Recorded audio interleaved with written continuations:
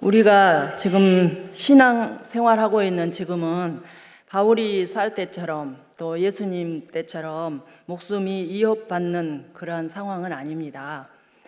대단히 편하게 예수님을 믿고 있지요. 그러나 예수님을 믿으면서도 우리의 유익을 따라서 아까 목사님께서 말씀하신 대로 저희들의 형편에 따라서 환경에 따라서 하나님 사이를 또 세상을 오락가락 할 때가 있습니다. 오늘 예수를 믿으면 얻게 되는 여러 가지 이점들이 있죠. 사람들은 늘 예수를 믿으면 잘 될 것, 이러한 것을 바라고 있습니다.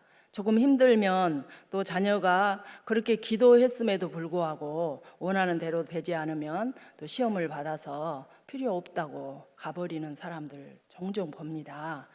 복음에 들어서서 세례까지 받고 또 하나님의 사랑을 교회에서 많이 느끼다가도 갑작스럽게 결석을 하는 사람이 있어요. 그래서 찾아가 보면 시험에 들어서 또 안타깝게 나오지 않는 이러한 경우들을 보게 됩니다.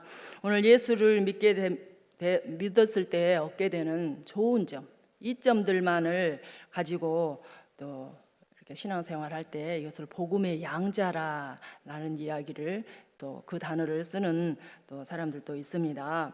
오늘 그렇지요. 예수님을 믿으면 얻는 것이 참 많습니다. 오늘 이 세상에서 하나님께서 주신 은혜를 우리 누리며 살죠. 우리는 예수 그리스도를 믿음으로 천국에 들어갈 수 있는 자격을 얻었습니다. 그리고 마음의 평화를 얻지요.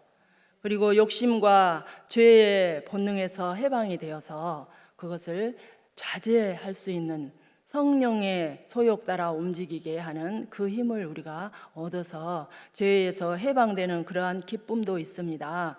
그뿐만이 아니지요. 기쁨과 감사가 따라오고 힘들고 어려운 상황에서도 하나님의 도우심을 또 축복을 체험하면서 기쁘게 사는 삶, 이것이 바로 우리 예수 그리스도를 믿을 때에 우리가 얻을 수 있는 좋은 것일 것입니다.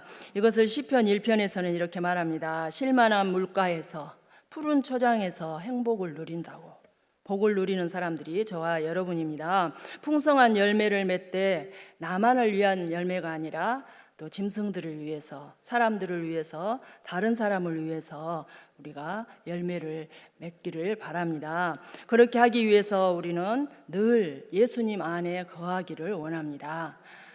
우리 조금 전에 목사님께 말씀 들었어요. 너무 공감이 갔습니다. 슬럼프에 빠지지 않도록 그러기 위해서는 우리는 하나님의 예수 그리스도 안에 거해야 합니다. 오늘 예수 그리스도를 따르는 저와 여러분에게 가장 중요한 것이 무엇입니까? 세상을 살아가면서 하나님의 뜻이 무엇인가가 가장 중요합니다. 그래서 하나님의 뜻을 알기 위해서는 부지런히 말씀을 읽고 그 말씀을 깊게 묵상하고 즐거워해야 할 줄로 믿습니다. 그렇게 하기 위해서는 부지런히 우리가 또 성경을 읽어야 할 것입니다. 기도할 수 있는 힘도 성경 말씀에서 나옵니다. 그리고 우리가 슬럼프에 빠져서 그 기도해서 반드시 깊게 기도하고 크게 부르짖어 기도하라고 목사님 말씀하셨거든요. 그러기 위해서 그 힘이 나오는 그 근원은 하나님의 말씀인 줄로 믿습니다. 오늘 거하다라는 말을 저는 참 좋아합니다. 헬라어로 메노라고 그러거든요. 예수님 안에 거하고 내가 예수 안에 거하고 예수님이 내 안에 거하고, 이 말이 갈수록 좋아지더라고요. 오늘 주어진 환경이나 상황, 관계, 그런 기대 이런 속에 머물다라는 뜻이 이 거하다라는 말의 뜻입니다. 메노라는 말이 가지고 있어요. 상황이 좋을 때뿐만 아니라 환경이 나빠질지라도 변함없이 여전히 그 상태로 계속 있는 것을 말합니다. 그러니까 이것은 한결같다는 뜻이죠. 여러분도 한결같이 하나님 말씀 안에 거하기를 바랍니다. 예수 그리스도 안에 거하는 저와 여러분이 되시기를 바랍니다. 오늘 우리가 하나님 말씀에 머물 때에 구원에 이르도록 우리가 자라날 수가 있습니다. 그리고 우리가 성장하고 바르게 교육을 받는 가운데에 성도의 삶으로 나아가며 종국에는 구원에 이를 줄로 믿습니다. 디모데후서 3장 15절부터 17절 말씀이 그 말씀입니다. 성경은 그 안에 있는 자를 감동시켜서 의로 교훈하며 책망으로 바르게 역사하십니다. 그리고 요한복음 5장 39절에는요, 너희가 성경에서 영생을 얻는 줄 생각하고 성경을 연구하거니와 이 성경이 곧 내게 대하여 증언하는 것이니라 라고 말씀합니다. 우리 성경에 예수 그리스도의 말씀 안에 거하는 저와 여러분 되시기를 바랍니다. 아까 옥하는 목사님 설교집을 잠깐 봤었거든요. 근데 그분이 이것을 인용을 했더라고요. 뉴욕의 리버사이드 교회 설교자 해리 포스터가 있답니다. 근데 그분이 대마의 복음을 가리켜서 복음의 양자만 쫓아다니는 신자였다라고 이렇게 지적을 하는 것을 보았습니다.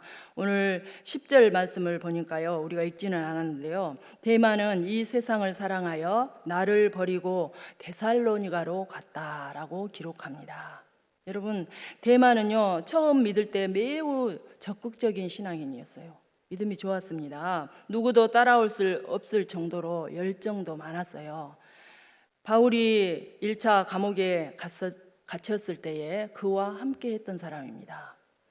그런데 대마는 예수님으로 인해서 좋은 일이 있을 때 그렇게 또 열심히 따랐지만 예수로 인해서 불리할 때는 그 자리를 피했다라고 인용을 하셨더라고요.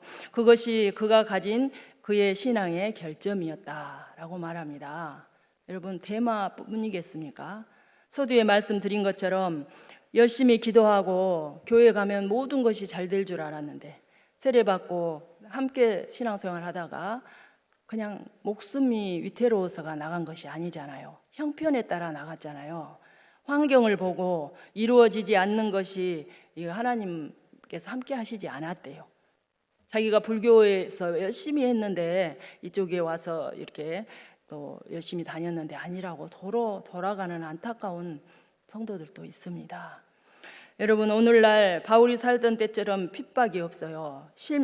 생명의 위협 앞에서뿐만 아니라 우리의 삶에서 종종 신앙의 길, 또 오늘 자기의 길, 어떤 길을 갈 것인지 우리 확실하게 하고 나아가는 저와 여러분 되시기 바랍니다.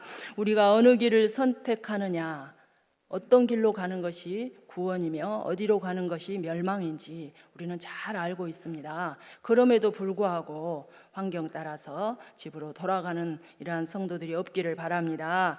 우리는 아주 사소한 것에 인생을 걸 때가 있습니다. 아무것도 아닌 것, 돌아보면 아무것도 아니거든요. 그런데 그것에 넘어져서 은연중에 지식과 권력과 건강, 또 자녀의 문제, 이런 것들에 얽매여서 집착하며 살아가는 우리의 모습들을 종종 발견하게 됩니다. 오늘 바울처럼 예수 그리스도가 너무 좋아서, 예수 그리스도를 너무나도 사랑해서 우리 바울은 예수 그리스도께 인생을 걸었습니다. 저와 여러분도 그러하시기를 바랍니다. 한번 우리의 인생을 걸어볼 꿈을 가져보시기를 바랍니다. 요 며칠간 열심히 전도하는 권사님들을 따라다녔어요. 근데 너무 감동이 됐습니다. 운전도 못하는데 무거운 거 들고 돌아다니면서 제가 태워다 드린다고 했더니 태워다 주면 안 된대요. 걸어가면서 만나야 할 사람이 있으니까. 걸어가면서 만나고 그 집에서 잠시 머물러야 하고 또 그 다음 집으로 가야 하고 가야 하니까 그렇다는 거예요. 안 태워줘도 된다고. 그래서 굉장히 목사보다도 낫다 생각을 했습니다. 바울처럼 예수 그리스도에 미쳤다라는 생각을 잠시 가져보았습니다. 참으로 아버지 하나님께서 가장 기뻐하실 줄로 믿습니다. 여러분, 사람을 기쁘게 하는 것이 있어요. 그 중에서 편지가 그 중에 하나지요. 지금은 너무 카톡이라 할지 문자 또 이런 게 발달해가지고 이메일 등이 발달해서 거의 편지를 쓰지 않는 시대에 삽니다. 우표를 사본 적이 언제인지 모르겠어요. 오늘 편지는 사람과 사람 사이에 정이 오갈 수 있게 합니다. 그리고 또 우리 내 마음에서 표현하지 못할 것, 문자로는요, 내가 의도한 바가 아닌 것으로 오해하는 경우가 많아요. 전혀 내 뜻과는 상관없는 것으로 받아들여질 때도 있습니다. 우리 편지를 한번 써보는 가을이 되시기 바랍니다. 다음 주는 또 고백주일로 지키거든요. 한번 사랑한다고 고백도 해보고 미안하다라고 고백도 해보고 한번 또 위로해 주면서 사람을 세우는 편지를 한번 써보는 것도 좋을 것 같습니다. 한번 쏘라는 숙제도 내줬으면 좋겠어요. 예, 오늘 바울은 편지에 복음을 담아서 사랑을 전합니다. 바울 서신이 13개인가요? 어쩌면 그렇게 구구절절 문장 하나하나 또 기독교의 복음의 진수들을 담았는지 모르겠어요. 바울이 그 편지를 쓰지 않았다면 지금 우리가 어떻게 그 모든 것을 정리할 수 있겠습니까? 얼마나 행복하고 고마운지 모르겠어요. 그리고 늘 자신의 사랑을 담은 편지의 끝에 하나님의 평강과 은혜를 거론합니다. 얼마나 감사하고 좋은 말인지. 이는 민수기 6장에서 아론이 이스라엘 백성들을 축복하는 기도문이죠. 저와 여러분에게도 하나님의 은혜와 평강이 함께하기를 빕니다. 디모데후서는요, 바울이 마지막 쓴 편지예요. 눈물의 서신이라고도 하죠.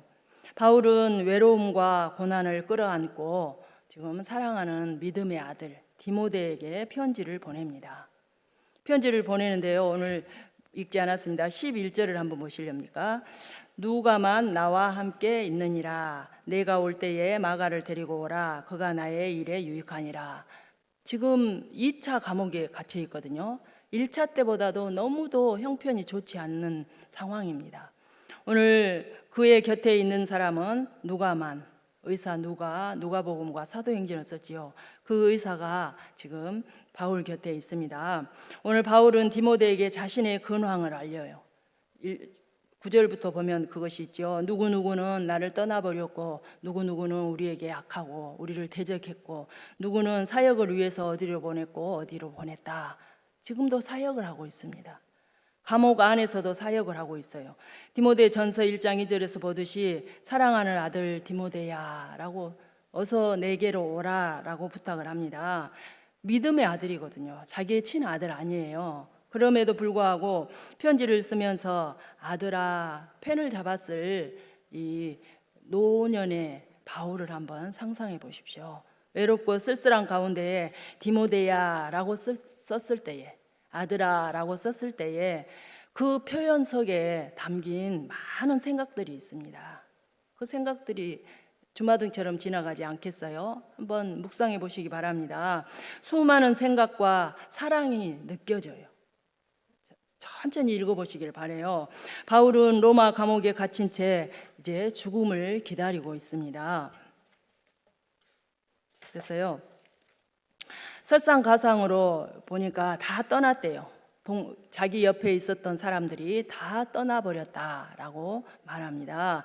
바울의 외로움을 보여주는 대목이에요. 지금 그 바울이 갇혀 있는 곳은 어둡고 축축한 곳입니다. 감옥 말 그대로요. 지금은 1차 때보다 훨씬 심각하고 지금 그가 건장한 바울이 아니에요. 인생 말년의 바울. 흰머리가 온통 흰머리인 사도 바울을 보시기를 바랍니다. 쓸쓸하게 보고 있는 노인 바울이 이렇게 디모데야라고 그 편지를 썼을 때에 또 디모데가 이 편지를 받아들고 읽을 때 또 얼마나 목이 메었겠습니까? 이러한 감정들을 느껴보시면서 성경을 읽어보시기 바랍니다. 여러분, 바울은요 여전히 두기고를 에베소로 보냈고 알렉산더를 주의해라 이렇게 말하면서 사역을 하고 있어요. 상황이 좋지 않아도 머뭇거리지 아니하고 주님의 사명을 감당하고 있음을 볼 수가 있었습니다. 여러분, 바울은요 자신이 목숨처럼 소중하게 이룬 것, 그것이 무엇입니까? 복음입니다. 자기가 목숨처럼 아끼고 목숨처럼 사랑했던 그 복음을 이제 자기가 이룬 이것을 디모데에게 전합니다. 바울이 그 복음을 전파하라고, 고난을 당해도 전파하라고 지금 디모데에게 보내지고 있습니다. 이 보내졌던 남겨졌던 이 복음이 오늘 저와 여러분에게도 전해져서 오늘 우리가 또 복음을 전하려고 몸부림을 치고 있는 것 아니겠어요? 그 복음을 우리도 또 사명을 맡은 사람들이에요. 그 사명을 잘 전달해야 하는 사명이 저와 여러분에게 있는 줄로 믿습니다. 때를 얻든지 못 얻든지 복음을 전파하는 여러분이 되시기를 바랍니다. 오늘 16절에 우리 한번 같이 읽어볼까요? 16절입니다. 내가 처음 변명할 때에 나와 함께 한 자가 하나도 없고 다 나라를 버렸으나 그들에게 허물을 돌리지 않기를 원하노라. 내가 처음 변명할 때 이때는 1차 투옥 때를 말해요. 1차로 감옥에 갇혔을 때 나와 함께 한 자가 있었어요. 그때는 많이 있었는데 지금은 하나도 없다, 이렇게 말을 하고 있습니다. 인간적으로 생각하면 바울의 생의 끝이 대단히 어둡죠. 그러나 축축한 감옥에 있고 자신을 변호해 줄 사람들이 모두 떠나버린 상태, 복음을 전하고 혼신을 다해서 가르친 사랑하는 성도들이 또 그를 떠나고 외톨이가 된 신세예요. 그럼에도 불구하고 그들에게 허물을 돌리지 말라라고 말하고 있습니다. 여러분, 성도가 한 명 가버리잖아요. 그러면 진짜 오른쪽 어깨가 떨어져 나간 것 같아요. 그리고 처음에는 안타깝고 그러지만은 자신을 버리고 떠난 자들에게 허물을 돌릴 수밖에 없어요. 우리는 죄인이라 저주까지는 아니어도 서운해요. 그리고 왜 갔을까? 가슴이 아픕니다. 오늘 자신을 버리고 떠난 자들에게 허물을 돌리지 않겠다고 말합니다. 그들을 모두 용서하겠다는 것이죠. 여러분이라면 이런 고백을 할 수 있겠습니까? 세상에 젖어 사는 저는 또 굉장히 어렵더라고요. 많이 속상해하고 이랬었습니다. 욕설과 비방과 원망, 저주, 그래도 당연할 일이지만 오늘 또 바울도 하나님의 아들 예수 그리스도께서도 우리에게 그렇게 하지 말라라고 말씀하시죠. 왜 그렇게 하지 않아야 합니까? 그것은 우리가 받은 은혜 때문입니다. 예수님께서 십자가에서 죽으실 때에 우리의 죄악을 들추지 않았어요. 너는 이것이 잘못이고 너는 이것이 잘못이야, 이거 고쳐, 이렇게 하지 않으셨습니다. 온 몸으로 저와 여러분의 모든 죄를 안고 가신 분이 바로 예수 그리스도입니다. 우리가 바로 그 은혜를 받은 사람들이에요. 그렇기 때문에 그들을, 또 우리를 비방하는 자들을 용서하라고 성경은 말하고 있습니다. 누가복음 23장 34절에 이에 예수께서 이르시되 아버지 저들을 사하여 주옵소서 자기들이 하는 것을 알지 못함이니이다. 예수님 그렇게 기도했습니다. 스데반도 그랬죠. 돌에 맞아 죽어가면서도 예수님이 하셨던 것처럼 저들이 하는 일을 모릅니다. 용서해 주십시오라고 기도하는 것을 봅니다. 우리의 죄를 우리에게 돌리지 않으신 그 은혜로 우리 허물을 덮어주신 그것으로 인해서 우리 감사하며 은혜를 베푸는 저와 여러분이 되기를 바랍니다. 여러분, 오늘 모든 사람이 자기 곁을 떠난 바울의 시선이요, 이제 어디로 가고 있는지 성경은 말합니다. 17절을 우리 한번 같이 읽어볼까요? 주께서 내 곁에 서서 나에게 힘을 주심은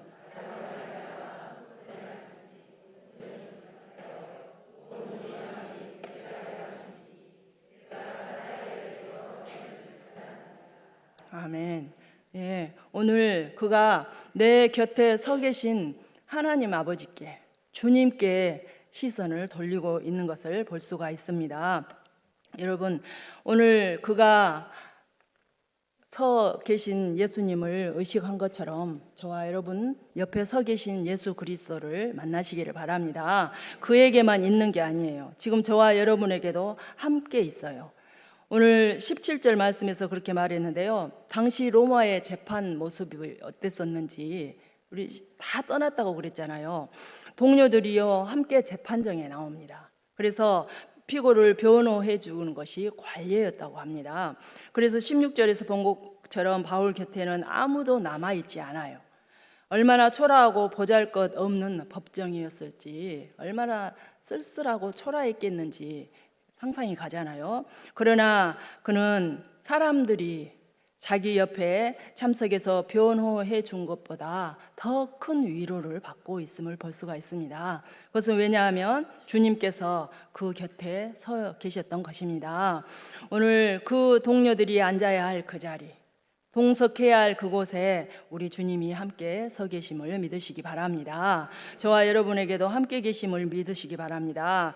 여러분, 곁에 서서라는 말은요, 파리스테미라고 말합니다. 헬라어 파라란 말은요, 가까이, 옆에, 코앞에 아주 가까이 바짝 다가서 있는 상황을 말해요. 파레. 그 다음에 히스테미, 이것은 서다, 경고하게 하다, 이런 뜻이거든요. 지키다, 이런 말이에요. 이 두 개가 합해져 가지고 파리스템이라고 하는데요, 바로 옆에 바짝 붙어서 서 계신 것을 말합니다. 흔들리지 않고 잠깐 서 계셨다가 가시는 것이 아니라 계속해서 서 계심을 말해요. 우리 주님께서 그렇게 바울 곁에 서 계셨다는 것입니다. 그곳에 바울 옆에 자리를 정하고 한결같이 영원히 좋을 때뿐만 아니라 환경이 나빴을지라도 변함없이 여전히 그 상태로 그곳에 계신 줄로 믿습니다. 오늘 사람들은 내 곁에 있어요. 있을 때도 있죠. 그러나 떠납니다. 머물 때도 있지만 잠깐 동안이지만 또 길게 있는 분들도 있지만 떠나가요. 내가 사랑하는 남편도 아내도 또 사랑하는 자녀들도 떠납니다. 친구들도 마찬가지이지도. 그러나 영원히 떠날 것이라고 떠나지 않는 분, 그분이 바로 예수 그리스도이심을 믿으시기 바랍니다. 주님은 내 곁에, 여러분 곁에 자리를 정하셨어요. 여러분 안에 거하세요. 오늘 한결같이 여러분과 함께 계십니다. 영원히 여러분 곁에 서 계셔서 오늘 바울을 도왔던 것처럼 저와 여러분을 돕고 계신 줄로 믿습니다. 바울은요, 1차 투옥 때 석방됐던 그것을 회고하면서 지금 말을 하는 거예요. 자신은 죽음 앞에서 복음 전도자로서의 그 자신의 인생을 모든 것을 바쳤습니다. 그리고 종국에 그가 말하기를 자의 인생이 헛되지 않았다고 그렇게 말을 하고 있었죠. 자신의 인생에 있어서 하나님께서 함께 하셨음을 지금 저와 여러분에게 얘기해 주고 있습니다. 그리고 사자의 입에서 건짐을 받았느니라. 누가 함께 하셔서요? 예수님께서 함께 하셔서. 사자의 입에서 건짐을 받았던 적 여러 번 있었지 않습니까? 우리가 사도행전을 읽어보면 그가 전도하다가 정말 많은 매도 맞았고 죽을 위기를 몇 번이나 넘겼는지 이미 우리는 읽어서 알고 있습니다. 그렇지만 한번 살펴보겠습니다. 고린도 지방에서 전도를 합니다. 그곳에서 동족 유대인들이 얼마나 그를 집요하게 쫓아다녔는지 몰라요. 그것이 사도행전 18장 9절 10절입니다. 우리 같이 한번 읽어볼까요? 밤에 주께서 환상 가운데 바울에게 말씀하시되 두려워하지 말며 침묵하지 말고 말하라. 내가 너와 함께 있음에 어떤 사람도 너를 대적하여 해롭게 할 자가 없을 것이니 이는 이 성 중에 내 백성이 많음이라 하시니라. 아멘. 예, 오늘 밤에 주께서 환상 가운데 서 계셨다. 여러분, 이때도 죽을 뻔했어요. 유대 지도자들과 백성들이 바울을 죽이려고 또 폭동을 일으킬 때 있었죠. 나는 물도 밥도 먹지 않겠다. 바울을 죽이기 전에는 이렇게 쫓아다니는 그들이 있었습니다. 사도행전 23장 11절이에요. 여기도 같이 한번 읽어봅시다. 밤에 주께서 바울 곁에 서서 이르시되 담대하라. 내가 예루살렘에서 나의 일을 증언할 것 같이 로마에서도 증언하여야 하리라 하시니라. 아멘. 또요, 사도행전 27장 23, 4절입니다.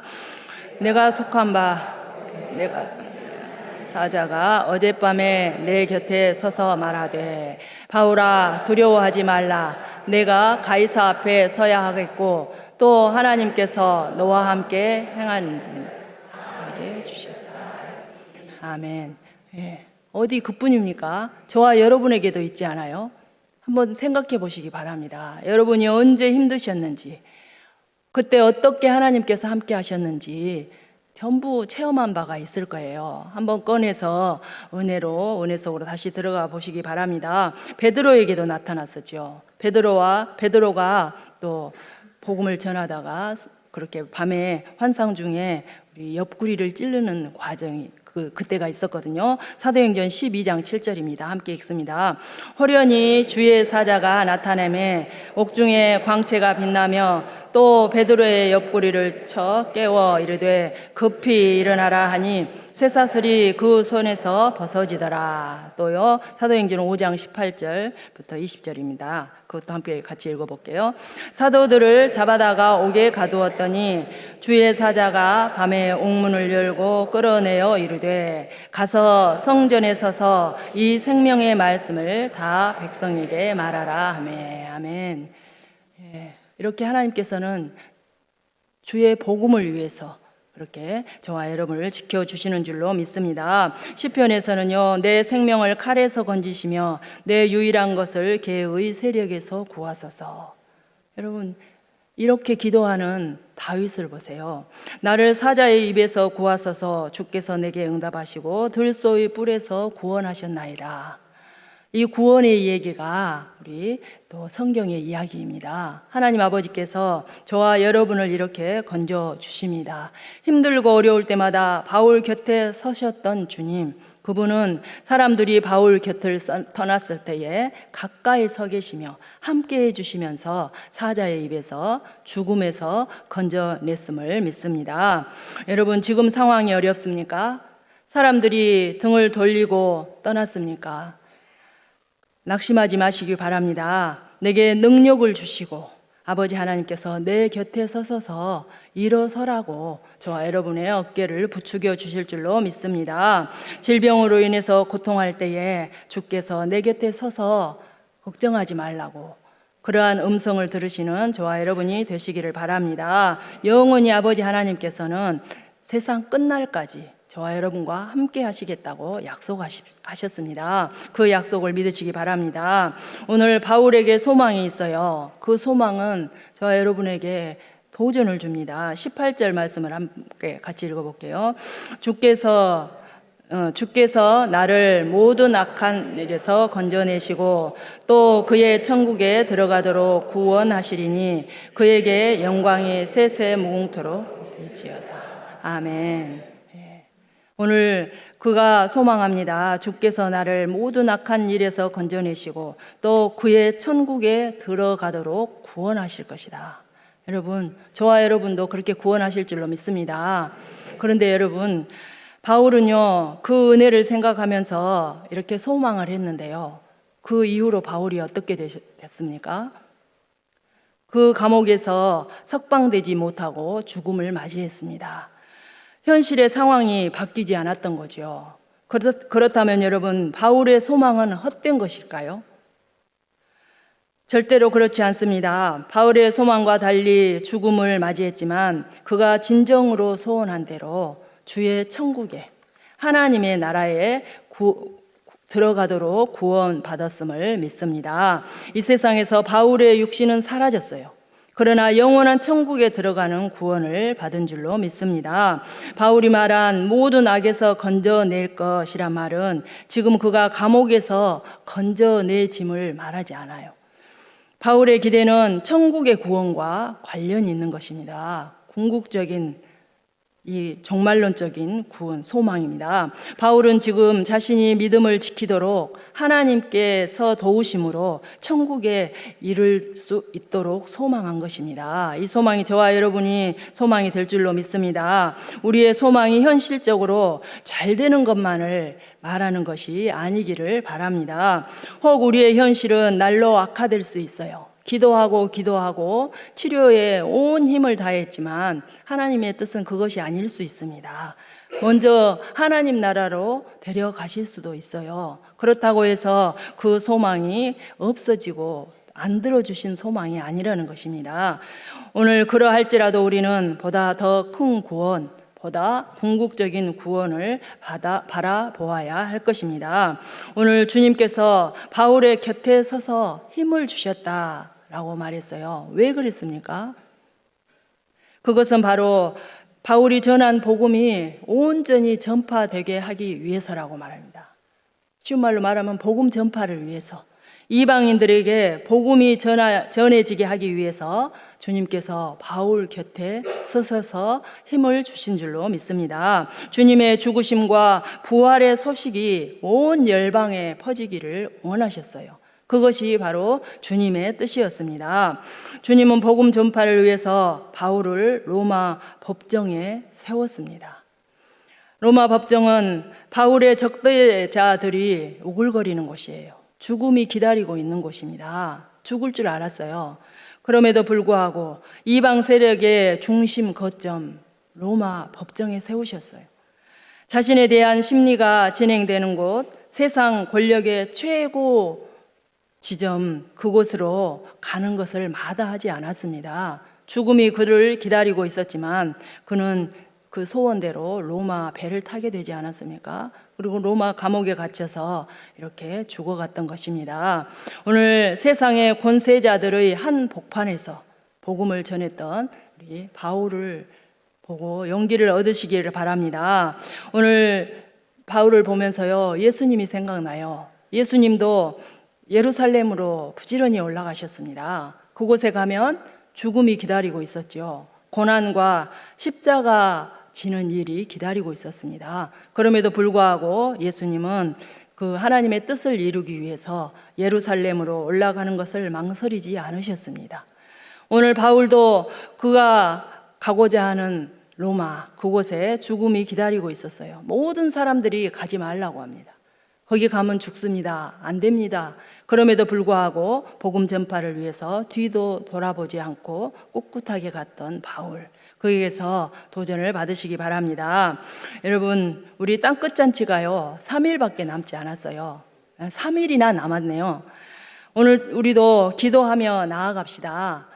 우리 부지런히 그 진인사 대천명이라는 말이 있죠. 하나님께서 우리의 할 일 다 하고 우리의 발걸음 아끼지 않고 입만 열면 됩니다. 가서 만나시기만 하면 하나님께서 하십니다.